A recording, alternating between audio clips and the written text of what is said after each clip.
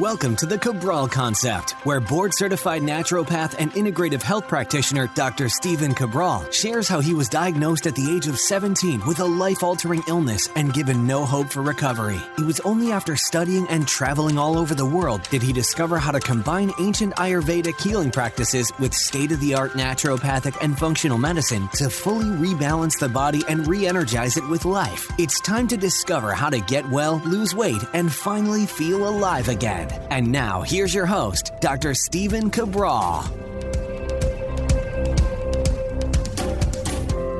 Hey everybody, welcome back to the show. Great to have you here today. Looking forward to getting into another virus-based update. This one may be even more important than the statistic-based ones that I've given you over the past couple of weeks. We will certainly link those up in today's show notes. Today's show notes and all links and research will be at stephencabral.com/1651.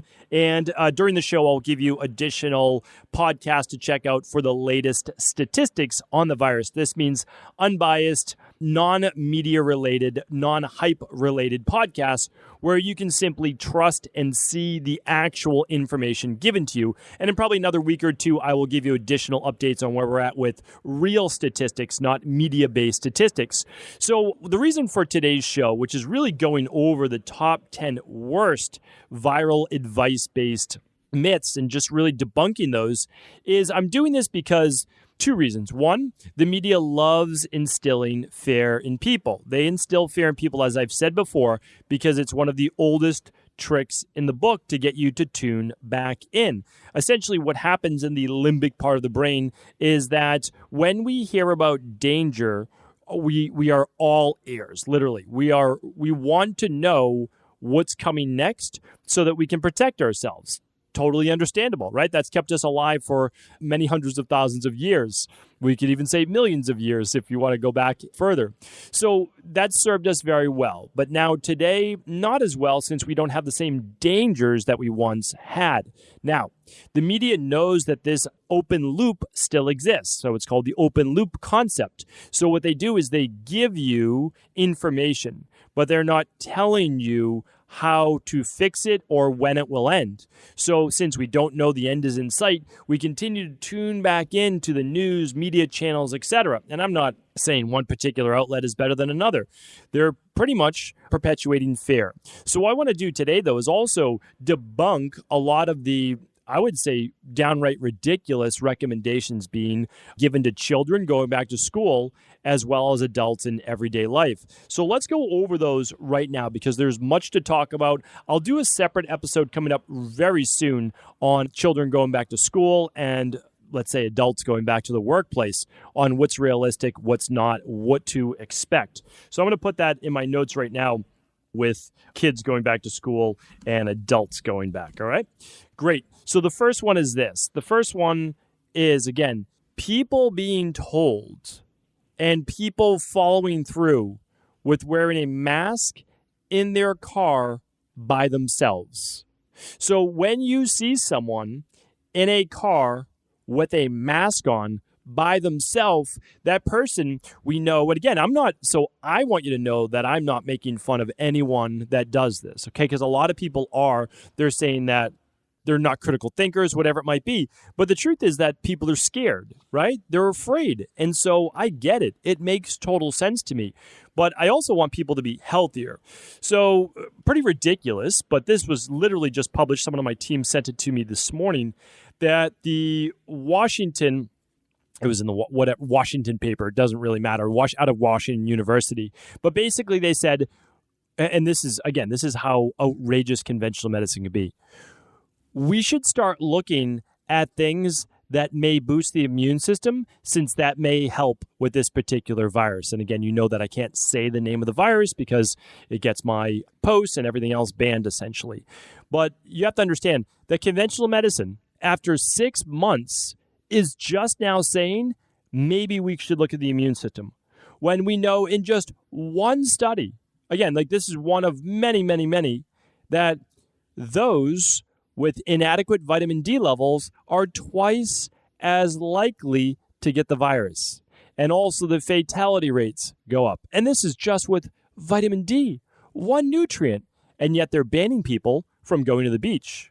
They're not allowing people to get that vitamin D from the sun. It is completely insane.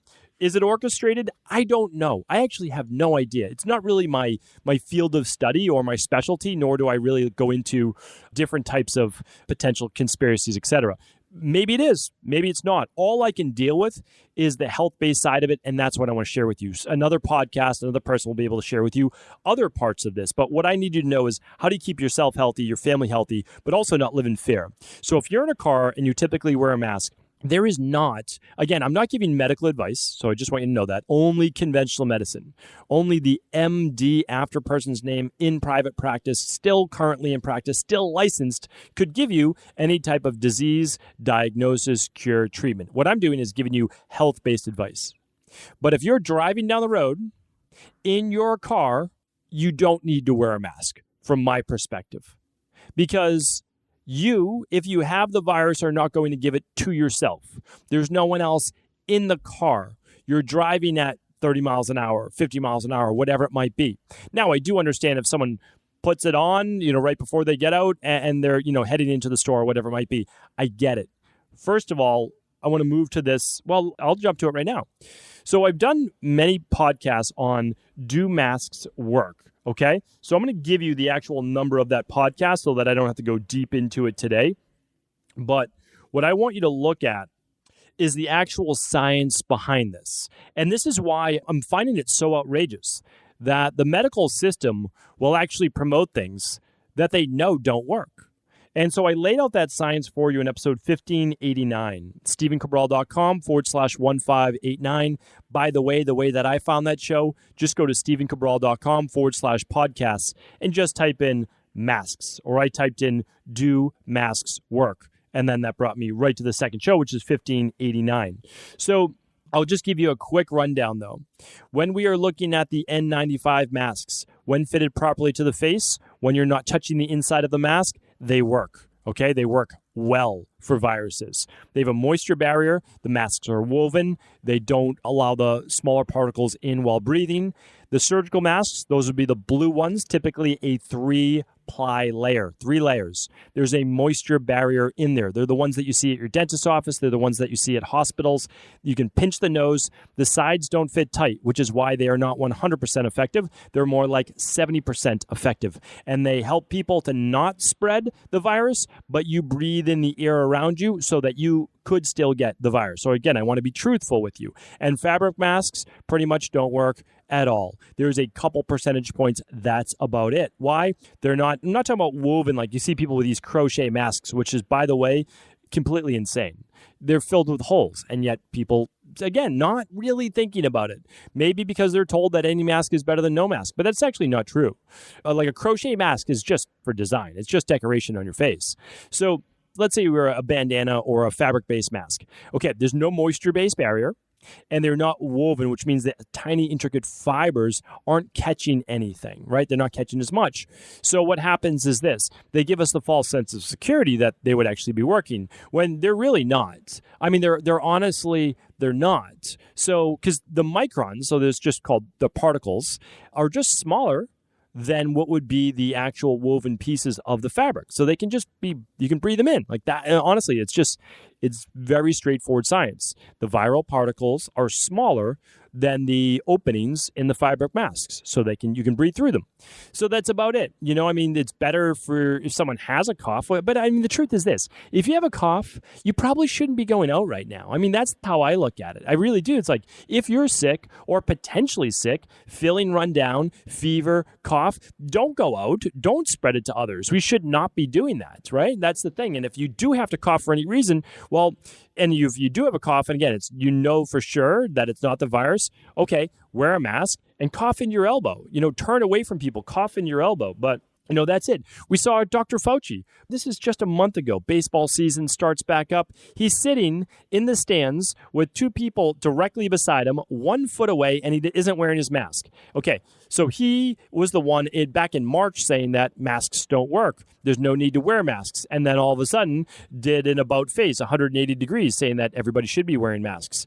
And it does not make sense, he's not wearing a mask. They know that the masks don't work unless you're willing to wear an N95 mask, which is honestly pretty difficult to breathe through. So I just want to put that out there. Again, politicians and I would say the head of the CDC is a politician, right? They get that job from being a politician, essentially, that it doesn't match up, right? The science is not matching up with that. And again, one more I want to add too is wearing a mask while exercising. Unless you're running through people, like if you're running on sidewalks through many people, I don't see why someone would be wearing a mask, because it's creating more of a hypoxic-based environment inside of your body, which means that your body is struggling now to get more oxygen. Now, there's a time and actual place for that, meaning that sometimes, let's say I'm working with, or I don't work with as many, but I do a lot of the wellness-based stuff for, let's say, a UFC fighter or a wrestler, and they're trying to actually work in more of a hypoxic environment where their body's struggling to get oxygen, they'll actually wear a mask. And this is not something that I recommend, though, for the everyday person. So biking or exercising with a mask when there's no one really around, I don't think that that's actually healthier for you, for sure. Another myth, let's just debunk here. Staying 6 feet away while in an elevator, 6 feet away while in a line in the store, 6 feet away while in a busy store. None of that holds up to any science whatsoever. Now, they're typically saying because somewhere between 3 and 12 feet, if someone were to cough, well, the moisture from your cough, the little micron particles that you can't see, would be in the air and they would be airborne. And typically, those will go anywhere from, again, I did a podcast on this as well, 3 feet to 12 feet. It depends on the person and the velocity at which they are coughing or sneezing, etc. And so we say, okay, 6 feet, that's a happy medium, that'll work. But the truth is, that's not a whole lot of science behind it either. And here's why. So it can take, if there's not a lot of humidity in the air, it can take about 30 minutes. So some say 34 minutes for those viral-based particles to actually drop to the ground. So as you're walking around the store, as you're standing in line at the bank or at a grocery food store, and the person in front of you is just breathing or coughing, and they have the virus, let's say, and you're 6 feet behind them, well, when they move out of the store, they move out of the line, whatever it might be, you walk into their air. We are not self-contained units. We do not bring our own atmosphere with us. That means we walk into their space. In the air around them, there will be viral-based particles. Again, this is not to scare you. This is not to spread fear, but this is the truth, which is why we also can't live in fear. I'll give a little bit more towards the end of how to add a little bit more layer of protection. But do understand, this whole 6 feet thing, especially in an elevator, the door opens, the door closes. The door closes, someone's in there by themselves, they cough, whatever it might be, they leave. When you walk in, all of their viral-based particles or whatever it is does not leave with them. But again, this is not new. We've been living as humans like this forever. It doesn't change, right? It hasn't changed. And we've been okay. And we're going to be okay. More on that towards the end. So that's very important. I just want to share that with you as well. Now, the next one is this. This really, it completely blows my mind. So my family and I, we haven't been out to dinner for a long time. Let's say since I was in Australia in March. Okay. So we went out for the very first time about 2 weeks ago. And beautiful restaurant, one of our favorite restaurants in Maine. We said, you know what? My wife and I were debating because we don't like to put our girls in masks. And this restaurant said, well, while you're walking through the restaurant, you have to put a mask on. And we said, well, you know what? We've already had the discussion with our girls. We're not making them anxious about it. We're not having them live in fear. We're just saying, listen, this is a policy right now. When we get to the table, we can take them off, okay? And my girls are totally fine about it. They actually think it's part of like a game because they don't have to do it all the time, and we haven't made it out to be a big deal. And again, more on that when I talk about kids going back to school and about the anxiety in children right now, which is just deplorable and horrible, right? Because every action has a reaction. These reactions, especially in young children, can last a lifetime. So we have to be really careful how we're framing all of this. I know many people, their children are so anxious. They're doing play dates where the kids are 6 feet apart and they're being told that they can't touch their friends and hug their friends and do all normal kid-based stuff. When we know, again, I'm going down a rabbit hole that I wasn't trying to, but under 10 years old. When you see statistics for children, they take them up to 18 years old. Keep in mind those statistics are very skewed because as a child, which is really a teenager, which is really a young adult, gets closer to being an adult, the statistics totally change. There's more pre-existing health conditions, etc. When a child is below 10 10 years old, the likelihood that they even catch the virus is about half that of an adult.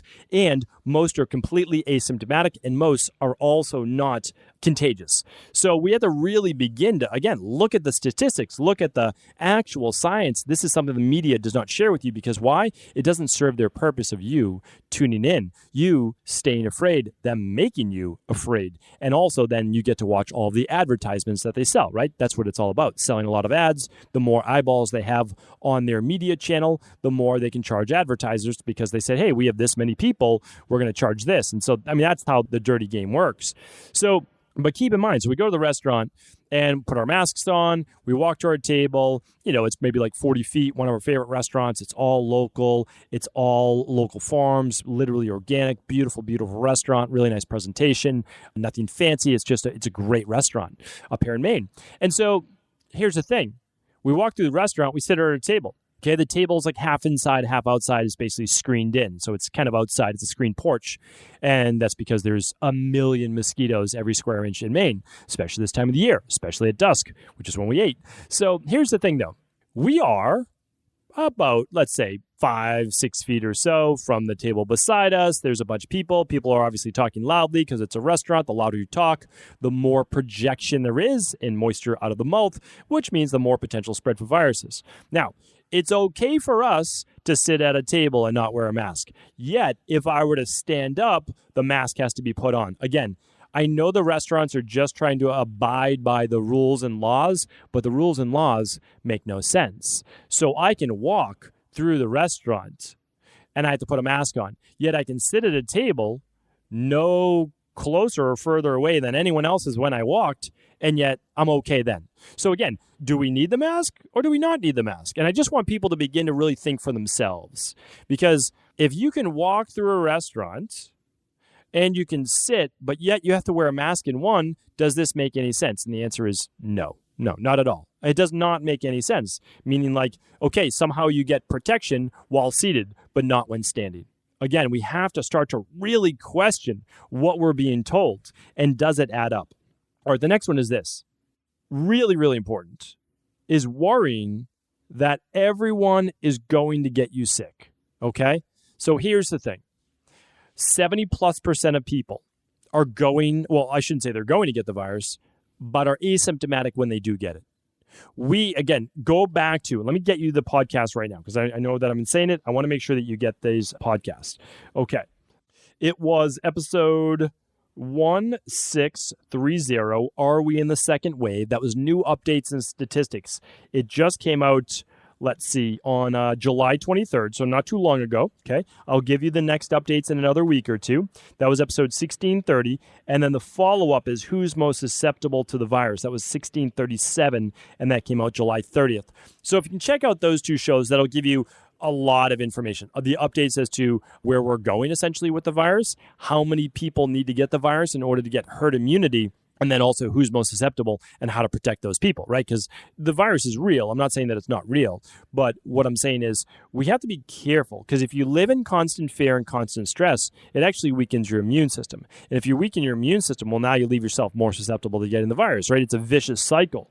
So we have to stop believing that everyone is going to get us sick because most people are asymptomatic and most asymptomatic people don't spread the virus. That's what the latest science and the latest research shows. So if you see someone and they look healthy and they're not coughing and their skin is not pale, like they're looking okay, the likelihood that you get the virus from them is low. So I just don't want you to live in fear of everyone and teach other people to live in fear of everyone and stay away from your neighbors and staying away from everybody. I mean, this is really fear-based living, not good because we are going to get out of this. And I don't want this to carry over, but the longer we do it, the longer we stay afraid, the longer we teach others to be afraid, the more that this does begin to stick. And I'm going to do a show on the new normal as well, because I'll tell you right now, this new normal is anything but normal and is actually really scary if we take this data and we bring it into the future, or we take this style of living and bring it into the future. I'll do a separate show on that as well. All right, the next one is this: constantly disinfecting your hands. A couple things to that. I will go into methanol on a future podcast. It was actually recalled in so many alcohol-based cleaners.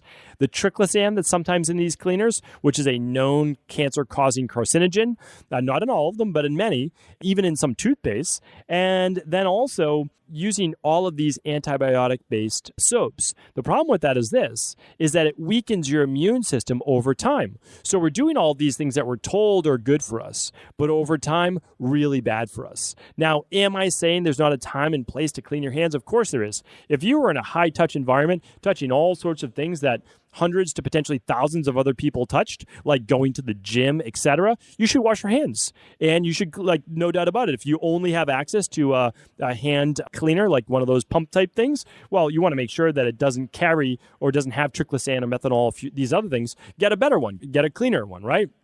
You can get an alcohol-based one. And so then that's what you're going to use. You'll keep one in your car. You'll use it. It makes sense, right? It makes sense for sure, especially if you're going to be eating with your hands or whatever it might be.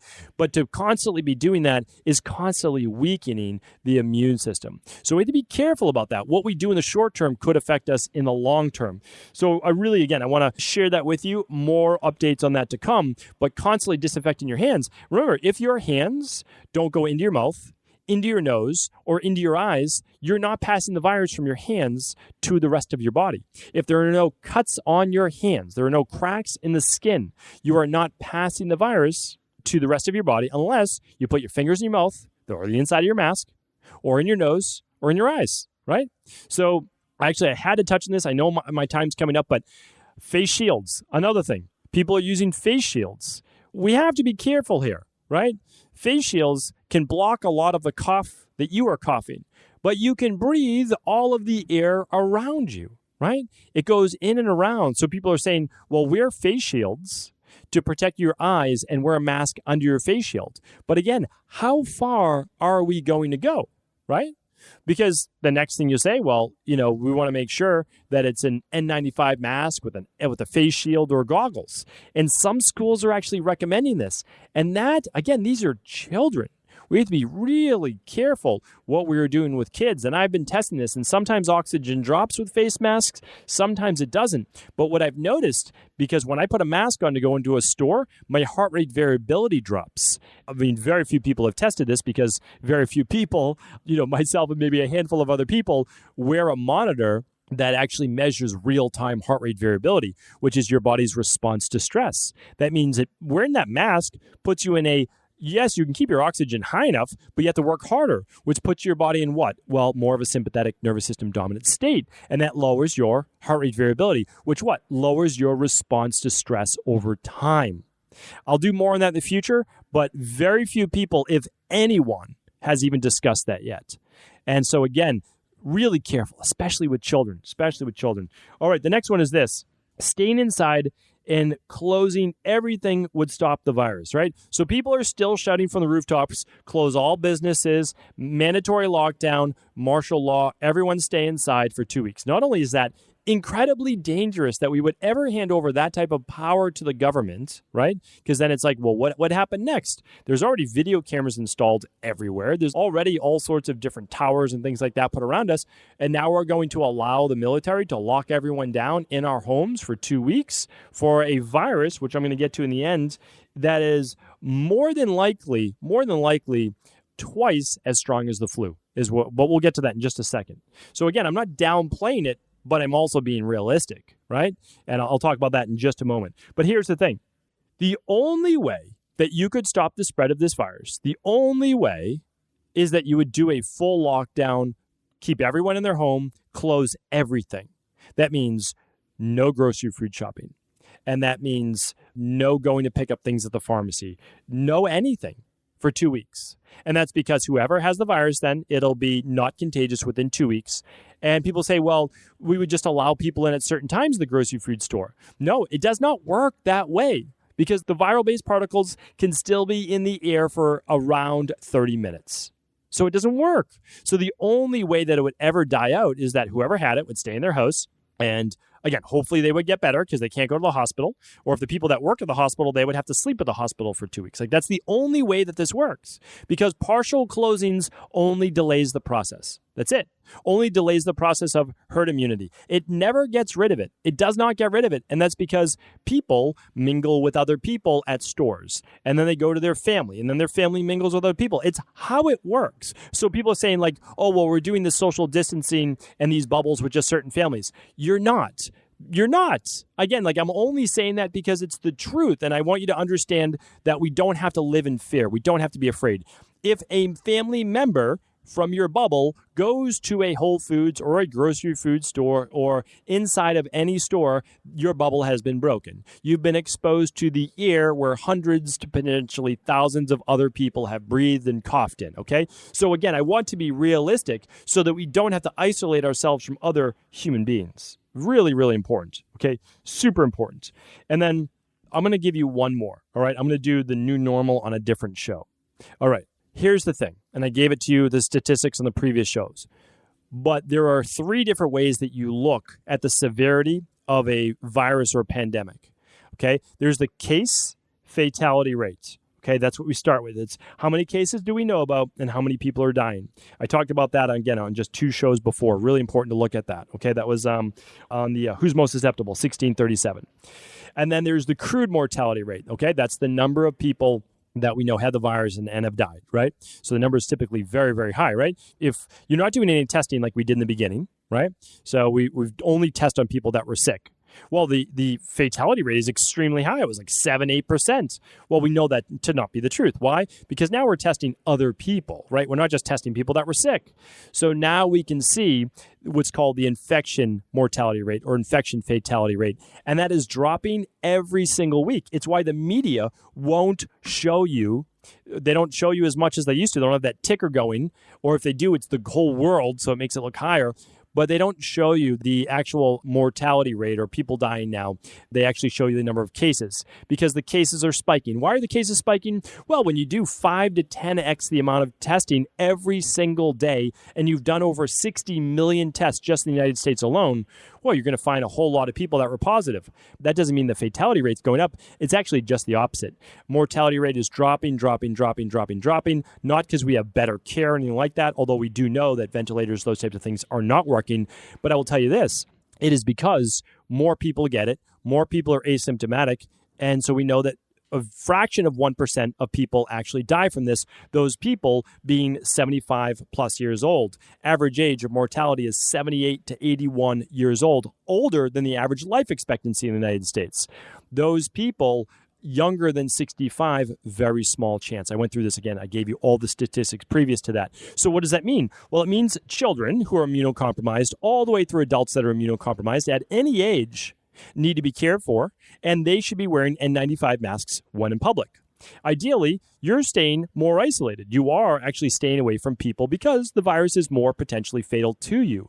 However, everyone else seems to be okay. There will always be outlier cases, but the good news is at least we know some medications that seem to be working now, especially when treated in the very beginning. But also the thing is this, and I've given to you on previous podcasts, I can no longer talk about it, unfortunately.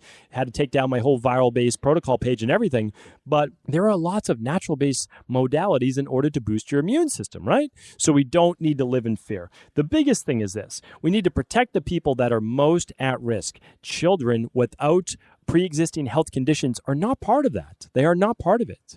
We don't have to live in fear is what I'm trying to share with you. This virus will pass. We do have to get to herd immunity. We will do that. The worst thing we can do is partial closings, destroy the economy, teach people to live in fear, teach people to isolate from each other, walk across the street from each other, from very healthy people, no longer talk to your neighbors. This is not a world that we want to create.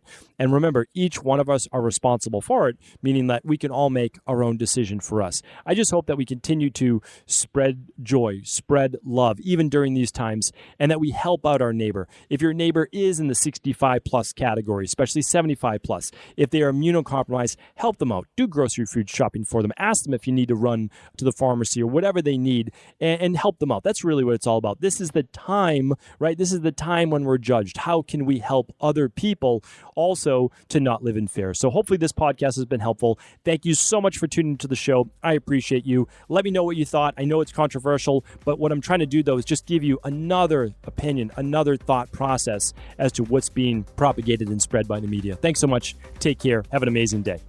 Before you go, I wanted to ask you this question. What if I could teach you in just a couple of hours how to transform your thyroid, hormones, adrenal, cholesterol, blood pressure, blood sugar, weight loss, energy, mood, brain, pregnancy, anti-aging, or many other health-related issues?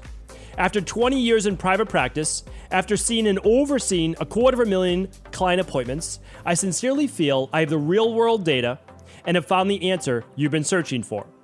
So what I've done is spent hundreds of hours of my own time refining what you need to know in order to uncover your underlying root cause health issues and then begin to rebalance the body and bring it back to a state of robust health and wellness. I'm going to teach you exactly what I do in my private practice so you can understand how you got here and now what you need to do in order to heal.